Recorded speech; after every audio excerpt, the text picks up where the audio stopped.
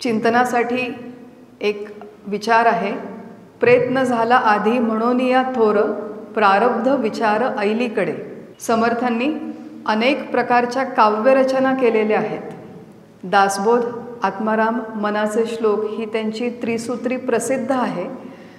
परंतु ही त्रिसूत्री सोडून करुणाष्टक, सवाया, स्फुट अभंग, लघु प्रकरण आणि ओवी शतक अशा प्रकारच्या वेगवेगळ्या काव्यरचना समर्थांनी केलेल्या आहेत.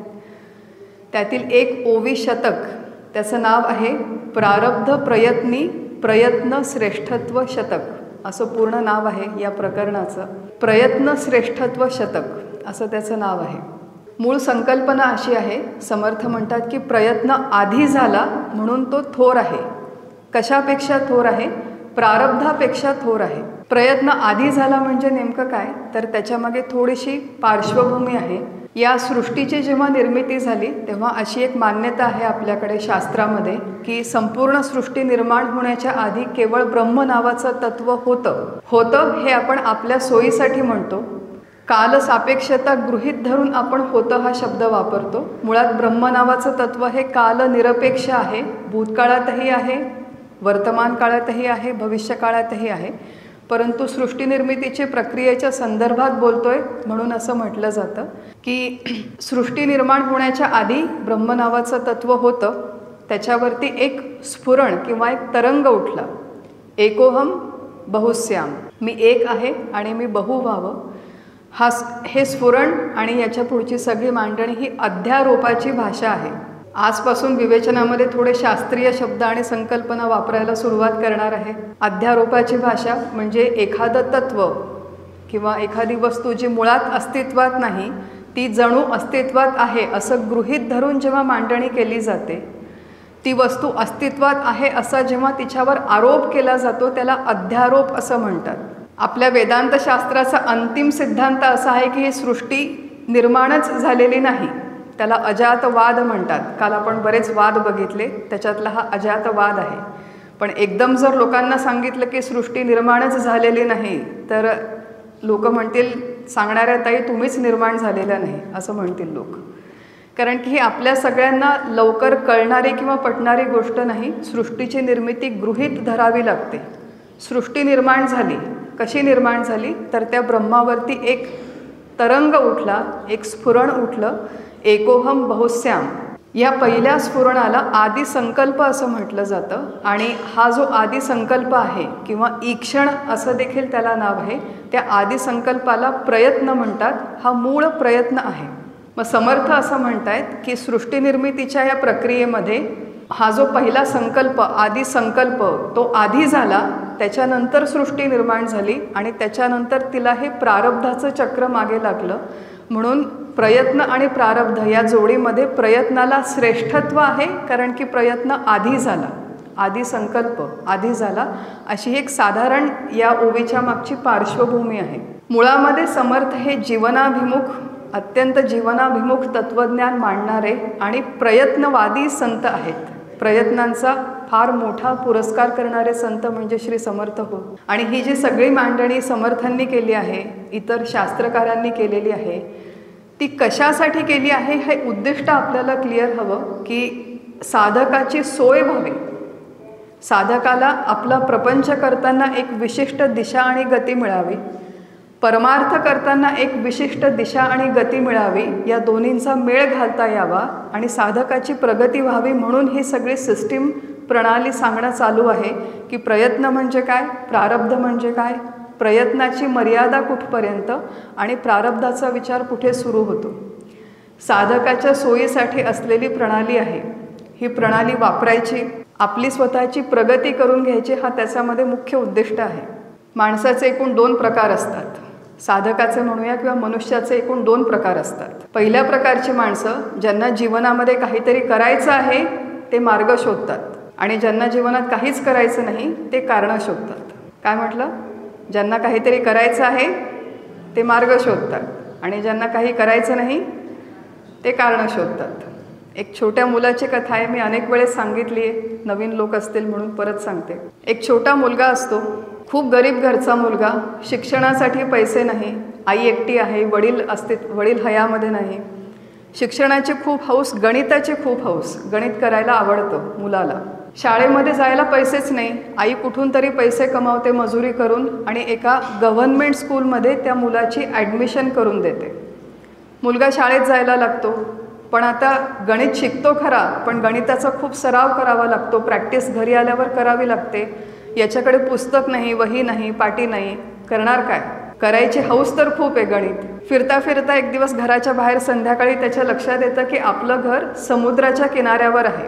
किनाऱ्यावर जातो आणि बघतो की तिथे अनेक श्रीमंत घरांमधली मुलं आलेली असतात आणि वाळूमध्ये कुठे चित्र काढ, आपल्या आईचं नाव लिही, बाबांचं नाव लिही, मित्रमैत्रिणीची चित्र काढ, असं मुलांचं चालू असतं वाळूमध्ये खेळणं.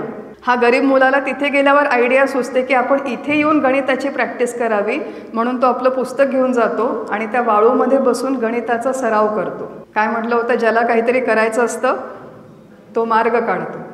तर असे जे मार्ग काढणारे लोक आहेत की कुठल्याही परिस्थितीतून मार्ग काढावा, प्रयत्न करावे आणि प्रगती करावी, प्रापंचिक जीवनात देखील करावी, पारमार्थिक जीवनात देखील करावी, अशा प्रकारचा आपला दृष्टिकोन जीवनात असावा आणि नसेल तर तो विकसित व्हावा, या दृष्टीने समर्थ दासबोधामध्ये आणि त्यांच्या संपूर्ण वाङ्मयामध्ये मांडणी करतात की प्रयत्नाला मानवी जीवनामध्ये फार श्रेष्ठत्व आहे.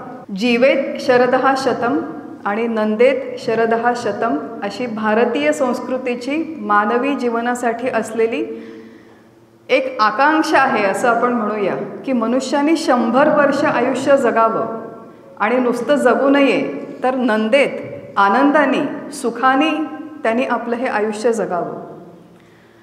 सामान्य मनुष्याला जर सुखाने समाधानाने आपलं आयुष्य जगायचं असेल तर त्याच्यासाठी रिसोर्सेस हवे, थोडीफार साधनं हवी. आपल्या प्रापंचिक जीवनामध्ये, आपल्या दैनंदिन जीवनामध्ये थोडंफार स्थैर्य असेल, भौतिक दृष्टीने थोडं स्थैर्य असेल, थोडी साधनं असतील, सामग्री असतील, तर सामान्य माणूस साधारणपणे सुखामध्ये समाधानाने जगू शकतो. मग भौतिक जीवनातलं हे सुख, भौतिक जीवनातल्या सुखसोयी आपण म्हणूया, त्या कमावण्यासाठी सामान्य माणसाला प्रयत्न करणं आवश्यक आहे. घरी बसल्या बसल्या तर आपल्याकडे काही चालून येणार नाही, त्याच्यासाठी प्रयत्न करणं आवश्यक आहे. काल आपण जो सगळा विषय बघितला होता समर्थांचा जीवनवाद, त्याच्यामध्ये आपल्या प्रपंचामध्ये स्थैर्य यावं, प्रपंचामध्ये प्रगती व्हावी, त्यासाठी मनुष्याने कशा प्रकारचा दृष्टिकोन ठेवावा, कशा प्रकारचे गुण अंगी बाळावे याचा विचार केला होता. रडका प्रपंच करणं हे समर्थांना अजिबात मान्य नाही. रडका प्रपंच, तक्रारी करत केलेला प्रपंच हा समर्थांना मान्य नाही. नसे अन्न खाया नसे रम्य जाया वृथा सीण संसार करीती रडाया. खायला अन्न नाही, बरे लोक नाही घरामध्ये आणि वृथा संसार करतात असं समर्थांनी म्हटलेलं आहे. रडकेपणाची त्यांना चीड आहे असं म्हणूया आपण. चीड हा कदाचित थोडासा स्ट्रॉंग शब्द होईल, पण त्यांना पसंत नाही, ते पुरस्कार करत नाही अजिबात. आपला जो दैनंदिन संसार आहे हे सामान्य माणसासाठी सगळं प्रतिपादन चालू आहे. हा व्यवस्थित असावा, स्थिर असावा, नेटका असावा, त्याच्यामध्ये किमान सुखसोयी असाव्यात.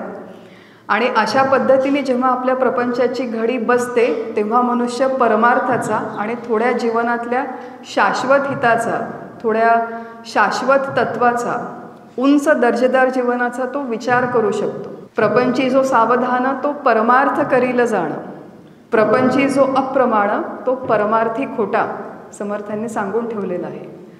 मग प्रपंच जर आपल्याला व्यवस्थित करायचा असेल, त्याच्यामध्ये आपल्याला भौतिक सुखाची किमान साधनं कमवायची असतील तर त्याच्यासाठी कष्ट करणं आवश्यक आहे, प्रयत्न करणं आवश्यक आहे, ते अचूक दिशेने करणं आवश्यक आहे, योग्य दृष्टिकोनातून करणं आवश्यक आहे.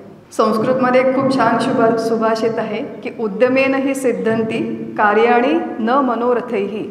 परिचयाचं आहे सुभाषित, प्रसिद्ध आहे. उद्यमेन हि सिद्धंती कार्याणी न मनोरथैहि नहि सुप्तस्य सिंहस्य प्रविशन्ति मृगे मुखे मृगाः. काय म्हणतायत ते की उद्यमेनं, उद्योग करून कार्याची सिद्धी होते, केवळ मनोरथ करून कुठल्याही कार्याची आपल्या भौतिक जीवनामध्ये सुद्धा सिद्धी होत नाही. एखादा सिंह, भुकेलेला सिंह जर झोपला असेल आणि झोपून राहिला तर हरिण स्वतःहून येऊन त्याच्या मुखामध्ये प्रवेश करत नाही. सिंहाला उठून त्याची शिकार करावी लागते तेव्हा त्याचं पोट भरतं. तसं आपल्याला उठून कष्ट करावे लागतात, तेव्हा आपलं पोट भरेल असं समर्थ सांगतायत इथे. त्यामुळे आपलं हे जे दैनंदिन जीवन आहे हे जगताना प्रयत्न कष्ट करणं आवश्यक आहे. योग्य पद्धतीने ते केले पाहिजेत. आणि समर्थांना इथे आपल्याला समजावून सांगायचं आहे की प्रारब्धापेक्षा मनुष्य जीवनामध्ये प्रयत्नाचा विचार अधिक हवा. अनेक लोकांच्या मनामध्ये हे प्रश्न असतात. बऱ्याचदा आपण युद्ध सुरू करण्याच्या आधीच शस्त्र टाकून देतो.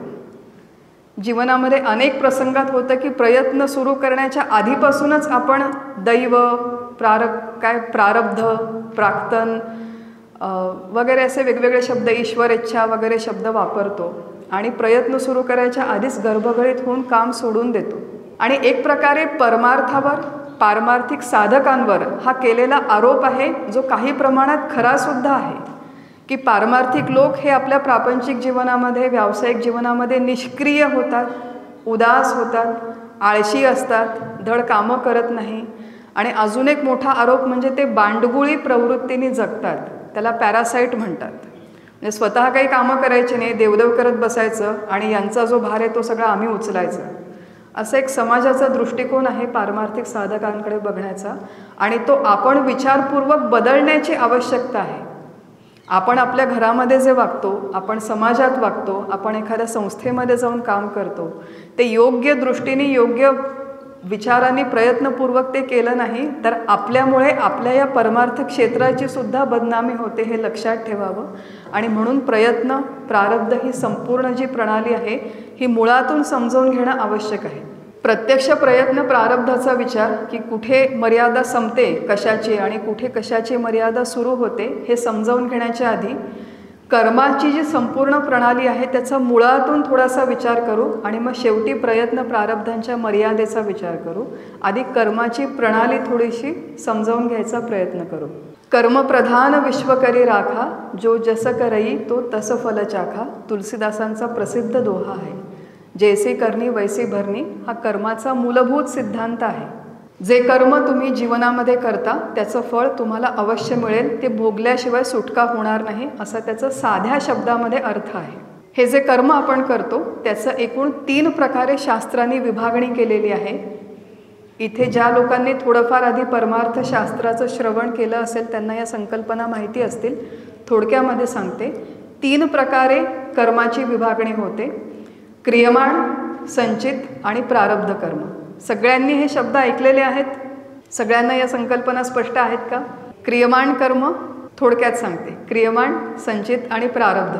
क्रियमाण शब्दाचा अर्थ आहे की मनुष्य जन्मात जागृती अवस्थेमध्ये जाणीवपूर्वक कर्तृत्वाचा अभिमान ठेवून अथवा फलाशेने जी कर्म केली जातात त्याला क्रियमाण कर्म असं म्हणतात.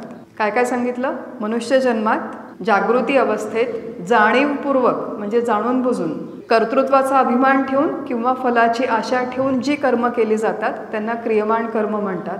एखाद्या सिंहाने जाऊन हरणाला मारलं तर तो त्याच्या दृष्टीने क्रियमाण कर्म नाही. सिंहाला त्याचा लेप लागत नाही, सिंहाला त्याचं बंधन नाही. परंतु मनुष्याने जर जाऊन हरणाला मारलं आणि स्वतःच्या स्वार्थासाठी मारलं तर मनुष्याला त्या कर्माचं फळ भोगावं लागतं. सिंह आणि इतर प्राणी हे भोगयोनी मानले जातात. मनुष्य ही कर्मयोनी आहे आणि मनुष्याच्या जन्मामध्ये आपण जी काही कर्म करतो, जाणीवपूर्वक करतो, त्याचं फळ आपल्याला भोगावं लागेल. आणि वर्तमान जन्मामध्ये ही जी काही आपण कर्म करतो जाणून बुजून ती सगळी क्रियमाण कर्मामध्ये येतात. सगळी क्रियमाण कर्मांचं फळ आपल्याला तत्काळ मिळत नाही. त्यातली काही कर्म ही कालांतराने फल देतात. अशी कर्म जी कालांतराने फल देतात किंवा नंतर परिपक्व होतात अशी कर्म एका कलेक्शनमध्ये, एका संचयामध्ये साठलेली राहतात. त्या साठलेल्या कर्मांच्या संचयाला संचित कर्म असं म्हणतात. जन्ममृत्यूच्या या चक्रामध्ये आत्तापर्यंत आपले अनेक जन्म होऊन गेले. काही मनुष्याचे, काही प्राण्यांचे, पशुपक्ष्यांचे इत्यादी. आत्तापर्यंत झालेल्या सगळ्या या जन्ममृत्यूच्या चक्रामध्ये जेवढे काही मनुष्य जन्म होऊन गेले त्यामध्ये आपण जेवढी काही कर्म जाणून बुजून केली ती सगळी कर्म ज्यांचं फळ आपण अजून भोगलं नाही, ती परिपक्व न झालेली कर्म, ही जुन्या जन्मांमधली आणि माझ्या वर्तमान जन्मामधली पण जुनी कर्म, अशा सगळ्यांचं कलेक्शन एकत्र त्याला म्हणतात संचित कर्म. आणि या एवढ्या मोठ्या कलेक्शनमधला, एवढ्या मोठ्या संचयामधली थोडीफार एक 5-50-100 कर्म परिपक्व होतात. अंदाजे सांगते, 100 म्हणजे 100 असा शब्दशः अर्थ घेऊ नका. एकूण माझ्या संचयामध्ये जर 10,000 कर्म असतील तर त्यातली 100-200 कर्म परिपक्व होतात आणि त्या परिपक्व झालेल्या कर्मांना घेऊन मला माझा वर्तमान जन्म मिळतो. त्या परिपक्व झालेल्या ज्यांच्यामुळे मला माझा वर्तमान जन्म मिळाला आहे त्याला प्रारब्ध कर्म असं म्हणतात. क्रियमाण कर्म, संचित कर्म आणि प्रारब्ध कर्म हा एक साधारण कर्मांचं विभाजन आहे, अशी एक प्रणाली आहे. आपण जेव्हा ही कर्म जाणून घेतो त्या संदर्भामध्ये काही निरीक्षण आहे, काही नियम आहे, ऑब्झर्वेशन.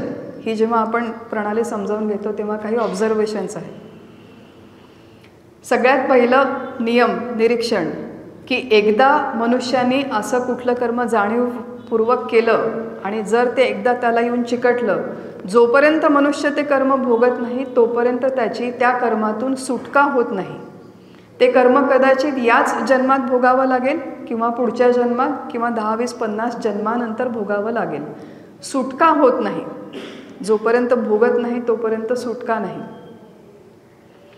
महाभारतामध्ये कथा येते, धृतराष्ट्र, महाभारताचं युद्ध होऊन गेलेलं आहे, 100 पुत्र मृत्युमुखी पडतात. धृतराष्ट्र अत्यंत दुःखी आहे.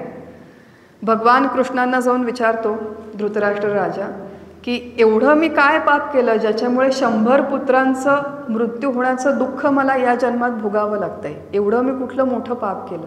त्याच्यावरती भगवान कृष्ण सांगतात, एक त्याला दिव्य दृष्टी देतात, अशी काही कथा आहे की साधारण 50 जन्मांपूर्वी राजा तू एक पारधी होतास.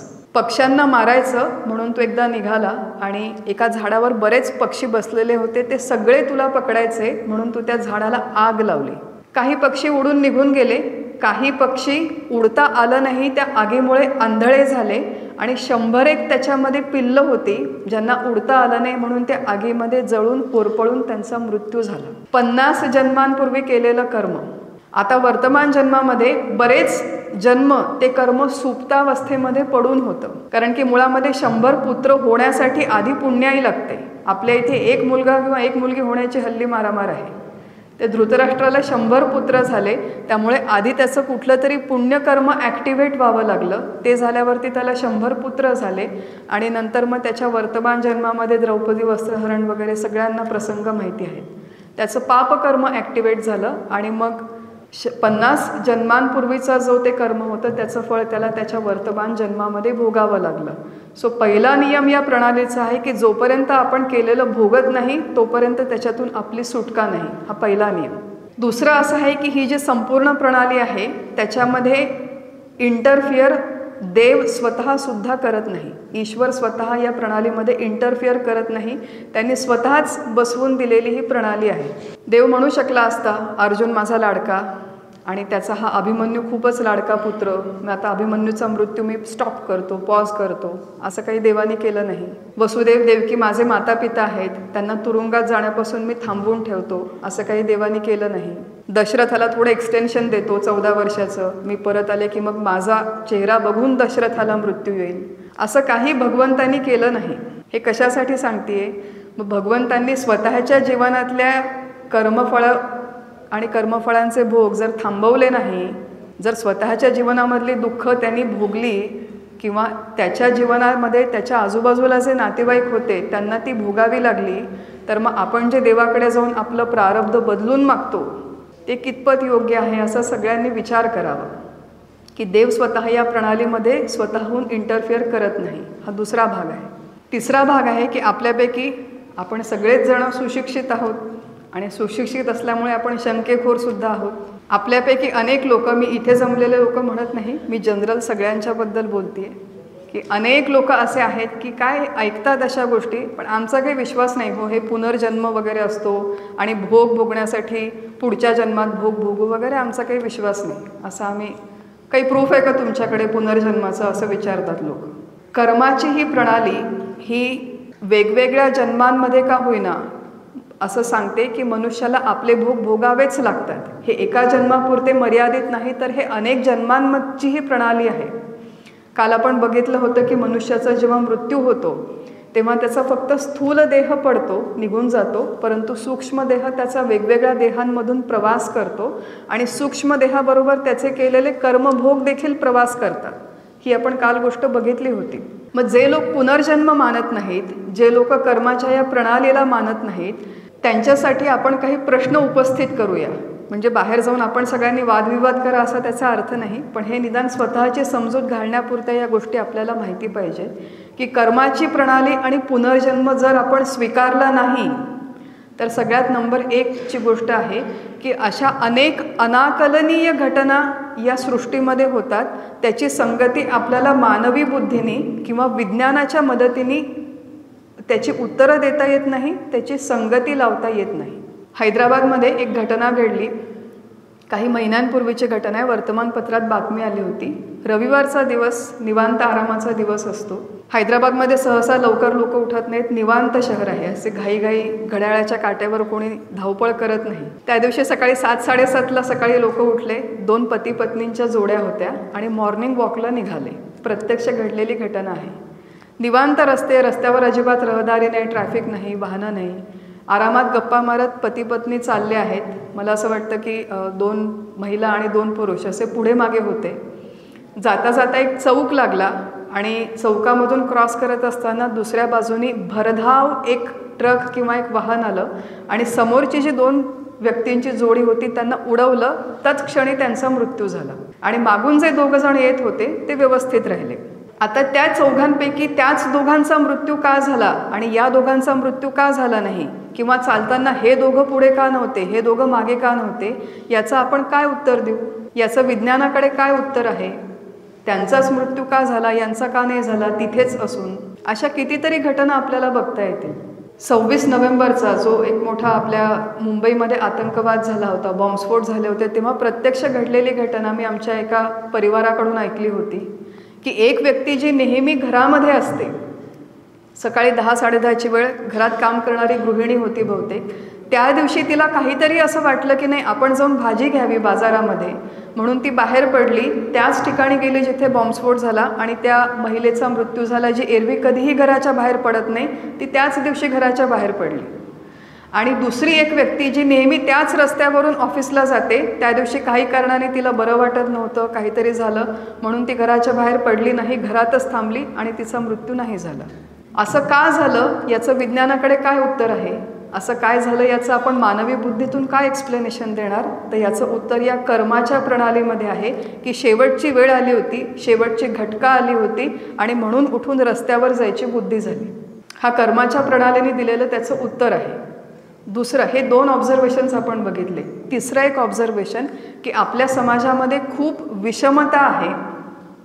त्या विषमतेचं उत्तर आपण परत मानवी बुद्धीने एका मर्यादेपर्यंतच देऊ शकतो, त्याच्या पलीकडे ती विषमता आपल्याला संगती लावता येत नाही. 2 डॉक्टर्स आहेत, 2 जण एकाच कॉलेजमधून शिकले, दोघांची बुद्धी कमी जास्त प्रमाणात सारखी आहे, दोघं अगदी समसमान मेहनत करतात, दोघांना 98% मार्क पडतात, 2 जण आपलं मेडिकलची एक्झाम अत्यंत चांगल्या पद्धतीने पास होतात. बुद्धी सारखी आहे, मेहनत सारखी आहे, प्रामाणिकता तेवढीच आहे. पण बाहेर पडून जेव्हा प्रॅक्टिसला सुरुवात करतात तेव्हा एक डॉक्टर आहे, त्याला अमाप यश मिळतं, त्याच्याकडे पेशंट्सची लाईन लागलेली आहे, आणि दुसरा डॉक्टर आहे, त्याच्याकडे 2-4 पेशंट जेमतेम काहीतरी जातात. मग सगळं काही समान आहे, पण याला जास्त यश आणि याला कमी यश असं का मिळालं? अत्यंत दुराचारी व्यक्ती आहे पण शीश महालमध्ये राहते, आणि अत्यंत सदाचारी व्यक्ती आहे पण झोपडपट्टीत राहते, असं का? अशी विषमता समाजामध्ये का बरं आहे की दुराचारी व्यक्तीच्या वाट्याला एवढे चांगले दिवस का बरं येतात? कबीरांनी उत्तर देऊन ठेवलेले आहे की कबीरा तेरे पुण्य का जब तक रहे भंडार. किती सुंदर आपले संत किती छोट्याशा शब्दांमध्ये सांगतात. कबीरा तेरे पुण्य का जब तक रहे भंडार तब तक अवगुण माफ है करो गुनाह हजार. कबीरांनी सांगून ठेवलेले की जोपर्यंत ते पुण्याचं कलेक्शन आहे तोपर्यंत तू चांगले भोग भोगशील, आणि एकदा ते संपलं, पुण्याचे भोग संपले की मग पुढचे भोग आपल्याला दिसतातच आहेत काय आहेत सध्या. जोपर्यंत आपण पुनर्जन्म आणि ही कर्माची प्रणाली स्वीकारत नाही तोपर्यंत हे अशा पद्धतीच्या काही प्रश्न आहेत की ज्याची आपल्याला उत्तरं मिळत नाही. त्यामुळे थोडक्यामध्ये की कर्माची प्रणाली विचारवंत माणसांनी स्वीकारणं आवश्यक आहे. कर्म करणं आवश्यक आहे आणि कर्म केल्यावरती त्याचे भोगसुद्धा आपल्याला आपला पिच्छा सोडणार नाही. एखाद्या व्यक्तीच्या मनात असा प्रश्न येऊ शकतो की मग एवढं सगळं जर असेल तर मग आम्ही काम केलंच नाही तर काय फरक पडेल, म्हणजे काम करायचं नंतर त्याची फळं भोगायची, त्यापेक्षा आम्ही केलंच नाही काम तर काय हरकत आहे. ते सुद्धा भगवंतांनी सांगून ठेवलं आहे गीतेमध्ये, नाही कश्चित क्षणमपि जातु तिष्ठत्य कर्मकृत. तू ठरवलं जरी तरी तू काम न करता एका जागी क्षणभर सुद्धा बसू शकणार नाहीस. का? कारण की त्या पद्धतीने मानवाच्या देहाची रचनाच झालेली नाही आहे. बघा, आळशीपणाने सुस्तीने बोर झालं म्हणून एका जागी पडून राहणं बसून राहणं ही गोष्ट वेगळी आहे, पण विचारपूर्वक ठरवून निग्रहाने एका जागी शांत काहीही काम न करता बसणं हे किती लोकांना शक्य आहे. कथा एक प्रसिद्ध महाराज महात्म्यांची कथा, ही ॲक्च्युली 2-3 व्हेरिएशन्स मी या कथेचे ऐकलेले आहेत की महाराज असे गावाच्या बाहेर ध्यान करत बसलेले असतात 8-10 तास रोज, आणि प्रसिद्ध असतात, लोकप्रिय असतात, आणि अनेक गावातले लोक त्यांना कोणी सकाळी सुकामेवा आणून दे, कोणी फळं आणून दे, कोणी जेवण आणून दे, वेगवेगळ्या गोष्टी आणून देतात. त्या गावामध्ये काम करणारे मजूर असतात, त्यांना खूप हेवा वाटतो की महाराज किती लक्की आहेत, नाही काही काम करत नाही, नुसते एका जागी बसलेले आहेत, सगळं त्यांना घर बसल्या जागी मिळतं. मग ते मजूर नमस्कार करायला जातात, महाराज ओळखतात, मग मजूर बोलून दाखवतात, महाराज किती मज्जा आहे तुमची. महाराज म्हणतात की आपण एक काम करू, आपण 1 दिवसासाठी एक्सचेंज करू, मी जाऊन मजुरी करतो, तू इथे येऊन बस ध्यान लावून. तो मनुष्य बसतो आणि म्हणतो, बघ तो मनुष्य बसतो महाराजांचा वेश घालून तिथे, लोक कोणी कोणी आणून देत आहेत सकाळी सुकामेवा, फळं, ऑरेंज ज्यूस वगैरे. अर्धा तास झाला, 1 तास झाला, ध्यान लावून किती वेळ बसणार, नाटक तरी किती वेळ करणार. 2-3 तास जेमतेम बसला, मग म्हणाला, महाराज तुमचं काम तुम्ही करा, माझं काम मला करू द्या. त्यामुळे एका जागी बसणं, स्वस्थ बसणं आणि विचारपूर्वक ठरवून बसणं हे काही सोपी गोष्ट नाही. आपल्याला वाटतं की किती सोपं आहे, पण ती सोपी गोष्ट नाही. तशा पद्धतीने मानवी देहाची निर्मिती झालेली नाही, हे भगवंतांनी सांगून ठेवलंय. तू ठरवलं तरी काम न करता बसू शकणार नाही, ही पहिली गोष्ट. आणि दुसरी गोष्ट, काम केलं नाही तर तुझा चरितार्थ सुद्धा चालणार नाही. जरी जाहला संन्यासी तरी 12 वाजता आवासी, असा एक शब्द आहे. 12 वाजले की संन्याशाला सुद्धा भूक लागते. उठून त्याला भिक्षा मागण्यासाठी गावोगावी 5 दारांच्या मध्ये तरी जावं लागतं. ते भिक्षेचं अन्न मागून किमान तेवढी तरी कृती करावी लागते. गमतीचा भाग आहे, मला नुकतंच कोणीतरी सांगितलं की एक भिकारी माणूस आहे. आता संन्यासी वेगळे, संन्यासांची भिक्षा वेगळी आणि जनरल भिकारी वेगळे. तर हे जनरल एक कोणीतरी व्यक्ती आहे जी मुंबईमध्ये भीक मागते, तिचं प्रोफेशन आहे आणि त्यांच्याकडे कोट्यवधी रुपयांची मालमत्ता आहे, असं मी नुकतंच वाचलं. आणि मला हेही सांगण्यात आलं, गमतीशीर भाग, आमचे एक मित्र भारतात आले होते, परदेशातून प्रवास करत होते. म्हणे भारत किती ॲडव्हान्स झाला आहे. म्हटलं काय झालं? तर म्हणे मी सिग्नलवरती थांबलो होतो, एक भिकारी आला, तर यांना काच खाली करायची नव्हती आणि त्यांच्याशी बोलायचं नव्हतं, हातात भीक द्यायची नव्हती, तर त्यांनी स्कॅनर केला काचेच्या बाहेरून की तुम्हाला स्कॅनरवरती खरी घडलेली घटना आहे, मी आत्ताच ऐकली भिकाऱ्याने. मग तो म्हणे मी स्कॅन करून त्याला भीक दिली. एवढी तरी मेहनत करावी लागेल की नाही पोट भरण्यासाठी. मग काम करण्यासाठी पर्याय नाही, काम केलेले कर्म करण्याशिवाय पर्याय नाही, कर्म केलेले भोगण्याशिवाय पर्याय नाही. असं जर असेल तर या एवढ्या मोठ्या, आणि मग ते केलेले कर्म आज नाही तर उद्या नाही तर 50 जन्मांनी आपले भोगणार असू, तर या एवढ्या मोठ्या कर्माच्या चक्रातून आपली सुटका कशी होईल, कधी होईल, कुठल्या पद्धतीने होईल, असे काही प्रश्न आहेत. याचा सगळ्याचा विचार एका तासाच्या मर्यादेमध्ये करणं आपल्याला शक्य नाही. जेवढा शक्य आहे तेवढा विचार करू.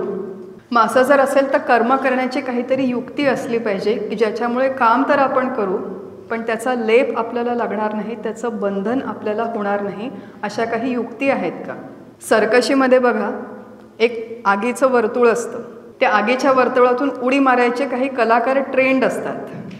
आपल्यासारख्या लोकांना म्हटलं तिथून उडी मारा तर जमणार नाही, पण ज्या लोकांना त्याचं ट्रेनिंग मिळालेलं आहे त्यांना त्याची युक्ती कळालेली आहे की बॅलन्स कसा सांभाळायचा, बॅकग्राऊंड म्युझिकवर लक्ष कसं ठेवायचं, कशा पद्धतीने उडी मारायची वगैरे वगैरे, की उडी पण मारतात आणि त्यांना त्याचा त्राससुद्धा होत नाही. तसं आपल्याला आपल्या या दैनंदिन जीवनामध्ये सकाळी उठल्यापासून रात्री झोपेपर्यंत अनेक कर्म करायचे आहेत, पण अशा पद्धतीने करायची की त्याचा त्रास झाला नाही पाहिजे, त्याचा लेप लागला नाही पाहिजे. मूळ विषय काय चालू आहे आपला, की प्रयत्न हे प्रारब्धांपेक्षा श्रेष्ठ आहेत. मग त्या मर्यादा समजावून घेण्यासाठी आधी आपण ही थोडीशी मांडणी करतोय की आपल्याला कुठे केव्हा किती प्रयत्न करायचे आणि कुठे थांबायचं या संदर्भात थोडं आतून एक स्फुरण आलं पाहिजे, काही क्लॅरिटी आली पाहिजे, म्हणून ही सगळी मांडणी चालू आहे. युक्ती जर आपल्याला हवी असेल तर 2 प्रकारच्या युक्त्या आहेत किंवा 2 युक्त्या आहेत. एक युक्ती आहे की फळांच्या बाजूने कसा विचार करायचा आणि दुसरा युक्ती आहे की कर्माच्या बाजूने कसा विचार करायचा. पहिल्यांदा फळाच्या बाजूने कसा विचार करायचा हे थोडं समजावून घेऊ. प्रसिद्ध श्लोक आहे भगवंतांनी गीतेमध्ये सांगून ठेवलेला, कर्मण्येवाधिकार असते मा फलेषु कदाचन. या पहिल्या ओळीमध्ये फक्त सिद्धांत आहे आणि प्रत्यक्ष वागायचं कसं ते भगवंतांनी दुसऱ्या लाईनीत सांगितलंय, मा कर्म फल हेतुर्भू माते संगोस्त्व कर्मणी. पूर्ण श्लोकाचा आपण अभ्यास करणार नाही, परंतु त्याचा थोडक्यामध्ये मथितार्थ असा आहे की काम करताना तू काम कर, परंतु फळाची अपेक्षा करू नकोस. फळाच्या बाजूने जी भगवंतांनी युक्ती सांगितली ती ही सांगितली की तुझं जे काही कर्म आहे तू करत राहा, पण फळाची अपेक्षा करू नको. हा काही समजायला कठीण नाही, शाब्दिक स्तरावर शब्द आहेत, सोपे आहेत, आपल्या सगळ्यांना कळतात, पण वळतात का? आत्तापर्यंत जन्मल्यापासून आत्तापर्यंत जी काही कर्म आपण केली ती सगळी कर्म फळाच्याच अपेक्षेने आपण केलेली आहेत. तसंच आपलं ट्रेनिंग झालेलं आहे. लहान मुलाला आपण म्हणतो, अरे तू ते घेऊन ये बरं इकडे जरा, माझं हे काम कर. मग तो काही ऐकत नाही, तू आण हा मी तुला चॉकलेट देईन. म्हणजे आपण काय केलं? फळाचं आमिष दाखवलं, तेव्हा त्यांनी काम केलं. हल्ली चॉकलेट बिकलेटनी मुलांची कामं होत नाहीत, हल्ली स्क्रीन टाईम लागतो मुलांना. म्हणजे पालक म्हणतात की एवढं काम कर मग तुला अर्ध्या तासाचं स्क्रीन टाईम मिळेल. बरं, काही स्क्रीन टाईम नाही, चॉकलेट नाही, तर निदान गुड जॉब तरी म्हणावं लागतं. किती छान रे, गुड जॉब केला असतो एकदम. मग लहान मुलं असेपर्यंत गुड जॉब ठीक आहे, आपण सगळे मोठे होतो तरी आपल्याला काय वाटतं, कोणीतरी गुड जॉब म्हणावं आपल्याला. एवढी तरी अपेक्षा असतेच की नाही, किती मेहनत करून मी स्वयंपाक केला हो, कोणीतरी गुड जॉब म्हणा. एवढी फळाची अपेक्षा असते आणि तेच आपलं ट्रेनिंग झालेलं आहे. आणि भगवंत नेमकं उलटं सांगतायत. ते म्हणतात फळाची अपेक्षा सोड आणि मग कर्म कर. म्हणजे आता नेमकं आम्ही काय करायचं? मनामध्ये संदिग्धता निर्माण होते. म्हणजे आता मी काय ऑफिसला जाणार, मग तिथे म्हणेन की पगार नाही दिला तरी चालेल, दिला तरी चालेल, मी येऊन काम करते, असा त्याचा अर्थ होतो का? बिझनेसमध्ये प्रॉफिट झाला तरी चालेल, लॉस झाला तरी चालेल, मी बिझनेस करत राहीन, असा त्याचा अर्थ होतो का? विचार करावा थोडा. तर इथे भगवंताच्या सांगण्याचा एक उद्देश आहे आणि त्याच्यामागची एक छोटीशी वैचारिक भूमिका आहे की आपल्याला जेव्हा एखाद्या कर्माचं फळ मिळतं ते त्या कर्मावर अवलंबून असतं, ते फळाच्या इच्छेवर किंवा फळाच्या अपेक्षेवर अवलंबून नसतं. बघा, समजावून घेऊ. एखाद्या कर्माचं आपल्याला जे फळ मिळतं ते प्रत्यक्ष कृतीवर अवलंबून असतं, अपेक्षेवर अवलंबून नसतं, इच्छेवर अवलंबून नसतं. माझी खूप इच्छा होती की मी दिल्लीचा मुख्यमंत्री व्हावं. इच्छा असल्यामुळे मी दिल्लीचे मुख्यमंत्री होणार आहे का? असं जर प्रत्येकाची इच्छा पूर्ण झाली असती तर मग मुख्यमंत्रीपदी किती लोक झाले असते? माझी खूप इच्छा होती. इनफॅक्ट भारतातल्या 140 कोटी लोकांची इच्छा होती की आपण वन डे वर्ल्ड कप जिंकावा. सेमीफायनलपर्यंत गेलो, त्याच्यानंतर फायनलमध्ये काय झालं? 140 कोटी लोकांची इच्छा आहे. जे खेळणारे लोक आहेत, जीव तोडून खेळणारे लोक, त्या जीव तोडून खेळणाऱ्या लोकांची पण त्या 11 लोकांच्या टीमची इच्छा आहे आपण वर्ल्ड कप जिंकावी. पण इच्छा असल्यामुळे वर्ल्ड कप जिंकला जात नाही. इच्छा असल्यामुळे मी मुख्यमंत्रीसुद्धा होत नाही. निवडणुकीच्या आधी मी जी काही कामं केलेली आहेत 5 वर्ष, त्याचा एक हिशोब म्हणून मी मुख्यमंत्री होणार की नाही ठरतं. तेच वर्ल्ड कपचं आहे, तेच माझ्या ऑफिसचं आहे, तेच प्रमोशनचं आहे, तेच जीवनातल्या प्रत्येक गोष्टीचं आहे की अपेक्षेला आणि इच्छेला अनुसरून फळं मिळत नाही, तर प्रत्यक्ष कृतीला अनुसरून फळं मिळतात. हा पहिला भाग आहे. दुसरा त्यातला भाग आहे आणि त्याचे 2 शब्द आमचे सद्गुरू नेहमी वापरतात की अपेक्षित आणि नियोजित. एखाद्या कर्माचं अपेक्षित फळ म्हणजे मला काय हवं आहे त्याला म्हणतात अपेक्षित फळ, आणि ईश्वर त्याच्या नियोजनानुसार जे देतो त्याला म्हणतात नियोजित फळ. अपेक्षित फळ आणि नियोजित फळ अपेक्षेप्रमाणे मिळत नाही आणि नियोजित आहे ते मिळाल्याशिवाय राहत नाही. फार महत्त्वाची गोष्ट आहे, हे समजून घ्यावी. महिनाभर मी जाऊन जर व्यवस्थित ऑफिसमध्ये काम केलं असेल तर माझी इच्छा असो वा नसो, अपेक्षा असो वा नसो, मला पगार मिळेल. बरोबर आहे. आणि ही जी गोष्ट आहे की नियोजित जे आहे ते मिळाल्याशिवाय राहत नाही. फक्त गंमत त्याच्यामध्ये अशी आहे की ईश्वराचं नियोजन हे मानवी बुद्धीनुसार काम करत नाही. आणि मानवी बुद्धीला समजत देखील नाही. आपण जे काम करतो आणि आपल्याला जे फळ मिळतं त्याचं 1-on-1 मॅपिंग नाही. हे कर्म त्याचं हे फळ, असं 1-on-1 डायरेक्ट मॅपिंग नाही. कुठल्या कर्माला केव्हा, किती, कसं, कुठल्या स्वरूपात फळ मिळेल या सगळ्याचा जो अल्गोरिदम आहे हे ईश्वर ठरवतो. काही आमच्या कम्प्युटर फील्डमधले शब्द आहेत, त्याचे मराठी शब्द मला माहिती नाही. अल्गोरिदम शब्द होपफुली सगळ्यांना माहिती असेल. हा डिटर्मिनिस्टिक अल्गोरिदम नाही. या कर्माचं हे फळ, काल केलेल्या कर्माचं हे फळ आज मिळालं असं नाही. तर ईश्वर जेव्हा ठरवतो अमुक एका व्यक्तीला अमुक एक फळ द्यायचं, त्याच्यामागे तो फार मोठं गणित मांडतो की मी आत्ता केलेली कृती, त्याच्या आधी मी पूर्वजन्मात काय कर्म केली, त्याच्या आधीच्या जन्मांमध्ये काय कर्म केली, त्यातली कुठली परिपक्व झाली, या सगळ्यांचं गणित मांडून तो मला माझ्या वर्तमान जीवनातले भोग देतो. त्याचा कुठल्या एका कर्माशी डायरेक्ट रिलेव्हन्स नसतो. ईश्वरी नियोजनानुसार हे सगळं गणित मांडलं जातं आणि ईश्वराच्या नियोजनामध्ये कधीही कुठलीही चूक होत नाही. नो बग असा तो सुपर कम्प्युटर आहे, कुठलीही चूक नाही. आत्तापर्यंत सगळ्या जन्मांमध्ये केलेल्या सगळ्या कर्मांचा अतिशय अचूक हिशोब त्या कम्प्युटरमध्ये ठेवलेला आहे. तो कम्प्युटर कधीही क्रॅश होत नाही, त्याच्यामध्ये कुठलाही व्हायरस येत नाही, बग येत नाही. असा तो ईश्वराची कर्मफळं देण्याची ही प्रणाली आहे. माझ्या अपेक्षेनुसार मला मिळत नाही, माझ्या अपेक्षेमुळे मला मिळत नाही आणि मी अपेक्षा केली नाही म्हणून मला मिळणार नाही असंही नाही. अपेक्षा केली म्हणून जास्त मिळेल असं नाही, अपेक्षा नाही केली म्हणून कमी मिळेल असं नाही. भगवंत इथे एवढंच सांगतायत की तू तुझं काम करत राहा. त्यातला इच्छेचा आणि अपेक्षेचा फॅक्टर जर तू काढून घेतलास, ती अँझायटी जर तू काढून घेतली, तर त्या कृतीवरती तुला फोकस करता येईल आणि कृतीवरती तू जेवढं फोकस करशील तेवढी ती कृती चांगली होईल आणि कृती चांगली झाली की ऑटोमॅटिकली त्याचं जे फळ जेव्हा जसं मिळायचं आहे ते मिळत राहील. नुकतंच मी एका तरुण युवकाशी बोलत होते की कॉलेजमधून पासआउट झालेलं आहे, ॲप्लिकेशन करण्याचं काम चालू आहे, जॉब ॲप्लिकेशन करण्याचं काम. आपण सगळेजण त्या फेजमधून गेलेलो आहोत. आपल्याला कल्पना आहे की भीती असते, धाकधूक असते, अँझायटी असते. 50 ठिकाणी नाव वेगवेगळ्या ठिकाणी रेझ्युमे अपलोड केलेला होता. 2-4 ठिकाणाहून इंटरव्ह्यूजचे कॉल आले होते आणि खूप स्ट्रेसमध्ये होतं. म्हटलं काय झालं रे? तर म्हणे असं असं एवढ्या ठिकाणी मी अप्लाय केलेलं आहे. मी त्याला म्हटलं की ॲप्लिकेशन करून झाले ना? तो म्हणे हो झाले. म्हटलं तुला कन्फर्मेशन मिळालं ना की त्यांना मिळालं आहे? तो म्हणे हो कन्फर्मेशन मिळालं. म्हटलं मग इंटरव्ह्यूचं काय? तो म्हणे 4 ठिकाणाहून कॉल्स आलेले आहेत.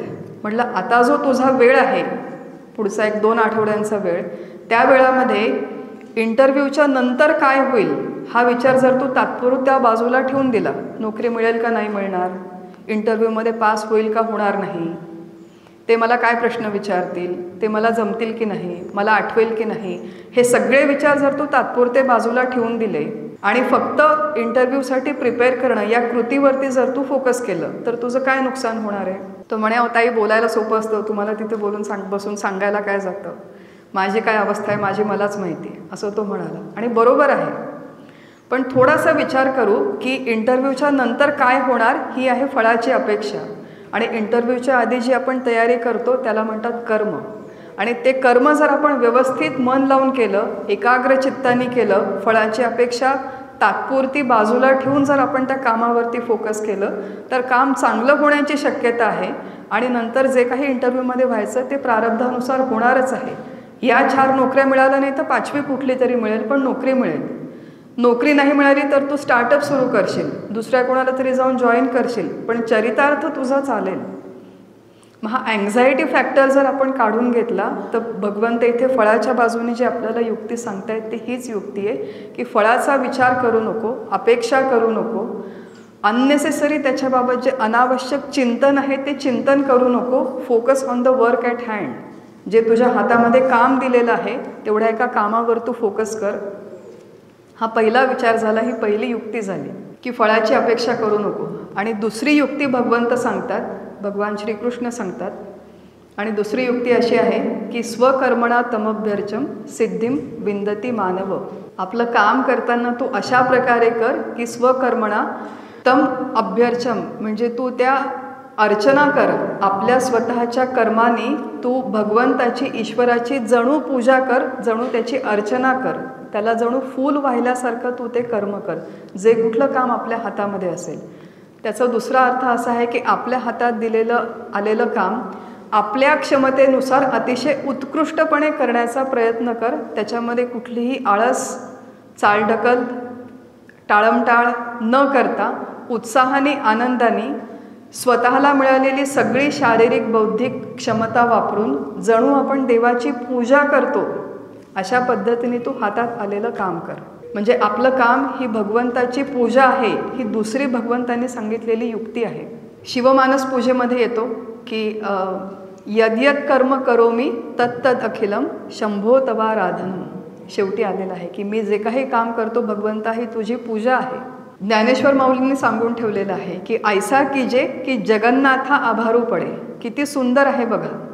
ऐसा कीजे, अशा प्रकारे तू काम कर की तुझ्या त्या कामाचं ईश्वराच्या डोक्यावर ओझं झालं पाहिजे. मग सगळे संत आणि भगवंत आपल्याला एका मुखाने काय सांगतायत की तू जेव्हा काम करतो तेव्हा तू इतकं मन लावून कर, इतकं स्वतःला झोकून देऊन कर की त्या कामाचं देवाच्या डोक्यावर ओझं चढलं पाहिजे आणि ते प्रत्येक काम म्हणजे जणू भगवंताची एक पूजा आहे अशा दृष्टिकोनातून ते काम कर. ते आपोआप काम चांगलं होईल. जणू भगवंताची पूजा. बघा किती व्यापक दृष्टिकोन आहे. आपलं दैनंदिन जीवन, आपली कामं, उपासना, भगवंताचं अनुसंधान आणि या सगळ्या माध्यमातून होणारी चित्तशुद्धी, चित्तशांती आणि त्याच्यानंतर होणारा शाश्वत तत्वाचा विचार, या सगळ्यांची किती छान सांगड घातलेली. आत्तापर्यंत आपण जी भगवंताची पूजा केली ती अत्यंत मर्यादित स्वरूपातली मर्यादित देवाची पूजा, की मी सकाळी जाणार, देवाच्या समोर बसणार, 4 फुलं वाहणार, एक आरती म्हणणार, एक नैवेद्य दाखवणार. ते करता करताच मला ऑफिसचे कॉल्स येतात, व्हॉट्सअपचे मेसेजेस येतात. पटकन पूजा उरकली, माझा देवाचा संबंध संपला. तिथेच सकाळी देवाचा माझा संबंध देवघरामध्ये सुरूही होत नाही, देवघरामध्ये संपतसुद्धा नाही. इथे काय सांगतायत की तुम्ही जे दैनंदिन जीवनात करता ते प्रत्येक कर्म, अगदी छोट्यातलं छोटं कर्म आणि मोठ्यातलं मोठं कर्म, हे प्रत्येक काम ही जणू भगवंताची पूजा आहे अशा दृष्टिकोनातून तुम्ही ते कर्म करा. अशा पद्धतीने जर तुम्ही करायला शिकले कर्माच्या माध्यमातून देवाची पूजा, तर त्याच माध्यमातून सिद्धी म्हणजे तुम्हाला सिद्धी प्राप्त होईल. हा एक दृष्टिकोन सांगितलेला आहे. मग कर्माच्या माध्यमातून जर आपल्याला देवाची पूजा करायची असेल तर त्याच्यासाठी काय काय छोटे छोटे आयाम आहेत ते आपण समजावून घेऊ.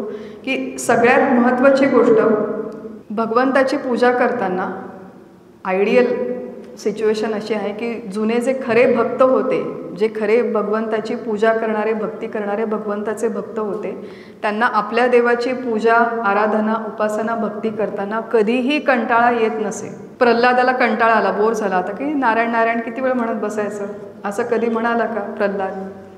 मीराला कंटाळा आला, बोर झालं, काय कृष्ण कृष्ण म्हणत बसायचं. कधीही कंटाळले नाही, कधीही थकले नाहीत, बोर झाले नाहीत. मग ते जर आपल्या देवाची आराधना करताना कधीही बोर झाले नाही, कंटाळले नाहीत, तर मग आपण सुद्धा आपल्या ज्या कर्माच्या माध्यमातून देवाची पूजा करतो ते करताना न कंटाळता, न थकता ते कर्म करावं, हा त्यातला पहिला भाग आहे. समर्थांनी सांगून ठेवलेलं आहे की ऐक सदैवपणाचे लक्षण, रिकामा जाऊ नेदी एक क्षण. काय सांगतात बघा आपल्याला, रिकामा जाऊ नेदी एक क्षण. आमचे सद्गुरू आहेत परमपूज्य डॉक्टर काका, त्यांच्या संदर्भातली कथा आम्ही खूप जणांनी ऐकलेली आहे, प्रत्यक्ष बघितलेली नाही पण अनेकांच्याकडून ऐकलेली आहे. की ते जेव्हा डॉक्टर होते व्यवसायाने, त्यांची खूप मोठी प्रॅक्टिस होती, सतत त्यांच्याकडे पेशंट्स यायचे आणि एवढ्या मोठ्या प्रॅक्टिसमध्ये कौटुंबिक जबाबदाऱ्या होत्या, मुली होत्या, शिवाय सामाजिक जबाबदाऱ्या होत्या आणि व्यवसायाचा फार मोठा व्याप होता आणि त्यांना अभ्यासाला वेळ मिळत नसे. पण मला अभ्यासाला वेळ मिळत नाही हे सबक त्यांनी कधी सांगितले नाही. त्यांच्या हॉस्पिटलमध्ये जे टेबल होतं त्या टेबलच्या बाजूला एक ड्रॉवर होतं, त्या ड्रॉवरमध्ये त्यांनी ज्ञानेश्वरी ठेवलेली होती आणि 2 पेशंट यायच्यामध्ये 2 मिनिट जरी वेळ असेल तरी त्या 2 मिनिटात ते ज्ञानेश्वरी काढून त्याची एक ओवी वाचून त्याचा विचार करीत असत, त्याचा अभ्यास करत असत. रिकामा जाओ नेदी एक क्षण. समर्थांनी काय सांगितलेलं आहे की आपल्या अशा पद्धतीने जर आपण आपलं दैनंदिन जीवन, दिनचर्या बसवून घेतली की कुठल्या ना कुठल्या प्रॉडक्टिव्ह, कन्स्ट्रक्टिव्ह कामामध्ये, मग ते आपलं व्यवसायाचं असेल, आपलं घरातलं साधं साफसफाईचं काम असेल, स्वयंपाकाचं काम असेल, कुठलंही दिनचर्येतलं काम असेल, ते करताना आपण रिकामा जाओ नेदी एक क्षण म्हणजे न कंटाळता, न थकता करावं, हा त्यातला पहिला भाग आहे. दुसरा भाग आहे की ईश्वरार्पण बुद्धीने ते काम करावं. म्हणजे काम केल्यावरती एक पोळी केली म्हणजे मी देवाला एक फूल वाहिलं असा मनातल्या मनात विचार करावा. आज मी घर झाडलं म्हणजे मी देवाला फूल वाहिलं असा मनातल्या मनात विचार करावा. ईश्वरार्पण बुद्धीने प्रत्येक कर्म करावं म्हणजे ते कर्म चांगलं होईल. तुकाराम महाराजांनी सांगून ठेवलेलं आहे की राम म्हणे ग्रासोग्रासी, कालच आपण बघितलं, तोची जेविला उपवासी. जेवण करताना प्रत्येक घासाला जर आपण रामाचं नाम घेतलं, रामाच्या अनुसंधानात असू, तर ते जेवण म्हणजे जणू उपवास केल्यासारखं आहे. राम म्हणे वाट चाली यज्ञ पावला पावली. वाटचाल करताना जर आपण रामाच्या अनुसंधानात असू, साधं मॉर्निंग वॉकला जातो, फिरायला जातो, आंघोळ करतो, राम म्हणे वाट चाली यज्ञ पावला पावली, प्रत्येक पावलाला तुमच्याकडून यज्ञ होईल. राम म्हणे करिता धंदा सुख समाधी तया सदा. धंदा करताना म्हणजे जो काही आपला व्यापार असेल, जे काही आपलं दैनंदिन काम असेल, ते रामाच्या अनुसंधानात राहून केलं तर जणू ती सुखरूप समाधी आहे असं तुकाराम महाराज म्हणतात.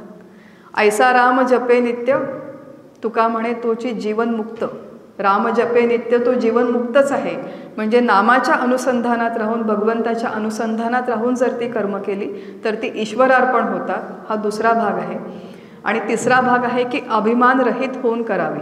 आपण काय बघतोय, कर्माच्या बाजूनी एक न कंटाळता करावीत, दुसरी ईश्वरार्पण बुद्धीने करावीत, आणि तिसरं अभिमान रहित होऊन सगळी कर्मे करावीत. बघा, कुठलंही काम करताना जी कटकट कशामुळे होते, खूप सगळ्या कामांची आपल्याला कटकट वाटते दिवसातून. ती कटकट कशामुळे होते? कारण की त्याच्यामध्ये आपला अभिमान आणि अहंकार गुंतलेला असतो. मी केलं म्हणून झालं, मी नसतं केलं तर कसं झालं असतं, माझ्याशिवाय कोणी केलं असतं, आता हा जो एवढा मोठा अभ्यास वर्ग आहे याचं आयोजन कोणी केलं, मी केलं, माझ्यामुळे झालं, मी नसतं केलं तर काय झालं असतं या अभ्यास वर्गाचं. अशा पद्धतीचे जे आपले विचार डोक्यामध्ये घोंगावत असतात त्याच्यामुळे सगळ्या कटकटी होतात. समर्थांनी सांगून ठेवले, मी करता ऐसे म्हणसी तेणे तू कष्टी होशी. राम करता ऐसे म्हणशी तेणे पावशी यश कीर्ती प्रताप. स्वतःला करता म्हणवू नकोस. आमचे सद्गुरू आहेत डॉक्टर काका, त्यांनी एक खूप छान वाक्य सांगून ठेवलं होतं, नो बडी इज इनडिस्पेन्सेबल. या जगामध्ये कुठलीही व्यक्ती इनडिस्पेन्सेबल नाही. याचा अर्थ ती व्यक्ती नाही म्हणून काम होणार नाही असं कुठल्याही परिस्थितीत कुठल्याही व्यक्तीला शक्य नाही. ती व्यक्ती निघून गेली तर देव दुसऱ्या व्यक्तीची सोय करेल, पण ते कार्य पुढे चालू राहील. आपलं घर पुढे चालू राहील, आपली संस्था चालू राहील, आपलं ऑफिस चालू राहील, आपला समाज चालू राहील. अहो, 24 ताससुद्धा उपाशी पोटी कोणी राहू शकत नाही घरात एखाद्या दुसऱ्या व्यक्तीचा मृत्यू झाला म्हणून. रामकृष्णही आले गेले त्याभिण जग का ओसची पडले. लक्षात ठेवावं. मग त्यांच्या वाचून जर अडलं नाही तर माझ्या वाचून कोणाचं काय अडणार आहे? मग याचा अर्थ मी काम करायचं नाही का? तसंही नाही. हा खूप फाईन बॅलन्स आहे की काम करताना जीव ओतून काम करायचं, पण ते मी केलंय म्हणून होतं हा भाव तिथे ठेवायचा नाही. ही झाली कर्माच्या बाजूनी आपली चालू असलेली सगळी मांडणी. आणि आता शेवटी जो भाग आहे की प्रयत्न आणि प्रारब्ध.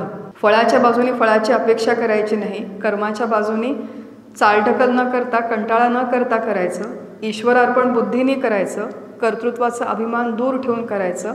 आणि ही सगळी पार्श्वभूमी झाल्यावर प्रयत्न आणि प्रारब्ध याची आपण थोडीशी उदाहरणं बघू की आपण कशा पद्धतीने हा बॅलन्स करू शकतो, कशा पद्धतीने विचार करू शकतो आपल्या दैनंदिन जीवनामध्ये. प्रयत्न आणि प्रारब्ध, एक जे आपण दैनंदिन जीवनात कर्म करतो त्याचा एक 5 प्रकारे वर्गीकरण करू, 5 प्रकारे विभाजन करू आणि थोडीशी उदाहरणं बघू की देहकर्म म्हणजे आपल्या देहाशी संबंधित असलेलं कर्म, धर्मकर्म म्हणजे आपली पूजापाठ, व्रतवैकल्य, तीर्थयात्रा इत्यादी, कर्तव्य कर्म जे आपण आपल्या कुटुंबाप्रती, समाजाप्रती करतो, व्यवसाय कर्म जे आपण चरितार्थ मिळवण्यासाठी करतो, आणि 5वं आहे अध्यात्म कर्म जे आपण आपल्या आध्यात्मिक प्रगतीसाठी करतो. देहकर्माच्या बाबतीत प्रयत्न कुठे आणि प्रारब्ध कुठे? प्रयत्नाचा भाग काय? युक्त आहार, युक्त विहार. आजकाल काही हे फार सांगायची गरज नाही, हेल्दी डाएट वगैरे, gluten free, oil free, sugar free वगैरे वगैरे बरेच प्रकार आहेत. आपल्या तब्येतीची व्यवस्थित काळजी घ्यावी, हे प्रयत्न आहेत.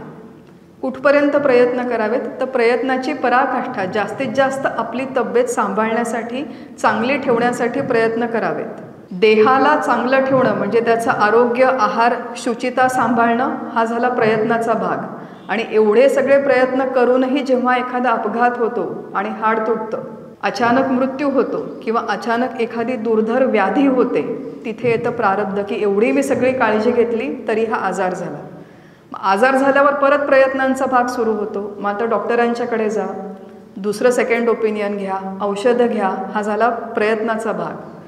औषधं घेतली, कन्सल्टेशन केले, फिजिओथेरपी झाली, सर्जरी झाली, सगळं झालं. आता याच्यानंतर तो आजार प्रत्यक्ष बरा होतो की नाही, तो प्रारब्धाचा भाग. त्यामुळे आपल्या मर्यादेमध्ये शक्य तेवढे प्रयत्न करावेत. बघा, खूप लोकांना माझं असं माहिती आहे, मला कल्पना आहे की त्यांना वाईट वाटतं की आमची अमुक अमुक माझी आई होती, माझी बहीण होती, माझा मुलगा होता, ते आजारी होते आणि त्यांच्या शेवटच्या क्षणात मी त्यांच्यासाठी काही करू शकले नाही म्हणजे काय नाही, म्हणजे मी हैदराबादला होते, डॉक्टर त्यांना दाखवलं, पण त्यांना जर मी लंडनला नेलं असतं तर त्यांचा कदाचित खूप छान इलाज झाला असता आणि त्यांचा जीव वाचला असता. बघा, माझ्या शेजारचे लोक खूप श्रीमंत आहेत, त्यांनी त्यांच्या नातेवाईकांना लंडनला नेलं. प्रयत्न करणं शक्य आहे, पण माझ्याकडे माझ्या आर्थिक मर्यादा आहेत, माझ्याकडे लिमिटेड फिजिकल रिसोर्सेस आहेत, लिमिटेड पैसा आहे. माझ्या प्रयत्नांच्या मर्यादेच्या चौकटीमध्ये शक्य तेवढे प्रयत्न मी केले, शक्य तेवढे मी हैदराबादमधल्या डॉक्टरांना दाखवलं, त्याच्यामध्ये तो इलाज झाला नाही आणि आता त्या व्यक्तीचा मृत्यू झाला. त्याच्यासाठी स्वतःला ब्लेम करण्याची आवश्यकता नाही, कारण की ज्या व्यक्तीचा मृत्यू झाला तिला तुम्ही लंडनला नाही, चंद्रावर जरी घेऊन गेले असते तरी त्या मोमेंटला त्या व्यक्तीचा मृत्यू होणं हे निश्चित होतं. जन्माची आणि मृत्यूची घडी ही प्रारब्धाने घेऊन माणूस जन्माला येतो आणि ती कुठल्याही परिस्थितीत कोणालाही टाळता येत नाही, बदलता येत नाही, पोस्टपोन करता येत नाही. जर आपण ती बदलून मागितली म्हणजे आपण ईश्वराच्या स्कीममध्ये जणू इंटरफेअर केलं असा त्याचा अर्थ होतो. देहकर्माच्या बाबतीत प्रयत्न आणि प्रारब्ध आपण बघितले. धर्मकर्म, व्यवसाय कर्म, कर्तव्य कर्म सगळे बघायला आपल्याकडे वेळ नाही. कर्तव्य कर्माचा अजून एक भाग बघू. कर्तव्य कर्मांच्या मध्ये एक आहेत माझे परिवाराच्या संबंधीचं कर्तव्य, की मी माझ्या मुलावरती संस्कार करते. किती प्रयत्न करावेत, शक्य तेवढे प्रयत्न करावे. आज पालकांनी सुजाण होऊन, जागरूक होऊन, लक्ष ठेवून समाजामध्ये काय चालू आहे. काल मी एक शब्द वापरला होता की प्रसंगमान.